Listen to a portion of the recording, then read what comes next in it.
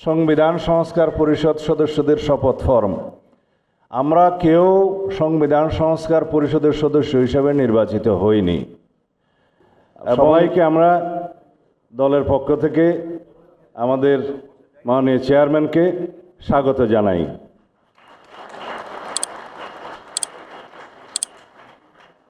এই শপথ গ্রহণ অনুষ্ঠানে একটু পরে প্রধান নির্বাচন কমিশনার আসবেন। জাতীয় সংসদের সদস্য হিসেবে আপনাদের শপথ পাঠ পরিচালনা করবেন সংবিধান অনুযায়ী 148 আর্টিকেল 2A অনুসারে স্পিকার এবং ডেপুটি স্পিকার অথবা তাদের মনোনীত প্রতিনিধি কর্তৃক 3 দিনের মধ্যে যে শপথ করানোর বিধান রয়েছে সেটা পার হয়ে যাওয়ার পরে পরবর্তী 3 দিনের প্রথম দিনে সাংবিধানিকভাবে সিইসি প্রধান নির্বাচন কমিশনার এম্পাওয়ার্ড ক্ষমতাপ্রাপ্ত হয়ে তিনি আজকে শপথ পরিচালনা করবেন। বিধায় আমরা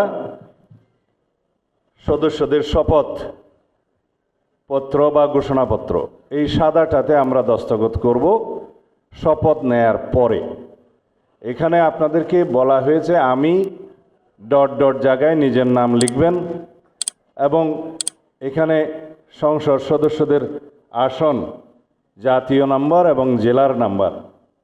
সাপোজ আমার নাম্বার হচ্ছে 294 কক্সবাজার 1, সেটা লিখতে হবে। এখানে নিচে আছে নির্বাচনী এলাকার নম্বর, স্বাক্ষর এই জায়গায়। এর বাইরে আরেকটি এই স্কাই, এটা সবুজ না স্কাই, নীল কালার যে ফর্মটা আছে এটা সংবিধান সংস্কার পরিষদ সদস্যদের শপথ ফর্ম।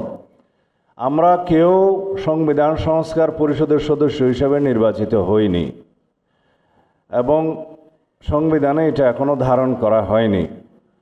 গণভোটের রায় অনুযায়ী সংবিধান সংস্কার পরিষদ গঠিত হলে সেটা সংবিধানে আগে ধারণ করতে হবে এবং সংবিধান সংস্কার পরিষদের সদস্যকে কে শপথ নেয়াবেন সেটা বিধান করতে হবে এবং কোন এরকম ফর্ম এটা সংবিধানে নেই। এই ফর্মটি 3য় তফসিলে আছে সাদাটা, এইরকম তখন একটা ফর্ম সংবিধানের 3য় তফসিলে আসবে। সেগুলো সাংবিধানিকভাবে জাতীয় সংসদে গৃহীত হওয়ার পরে তখন জাতীয় সংবিধান সংস্কার পরিষদের সদস্যদের শপথ নেয়ার বিধান করা যাবে।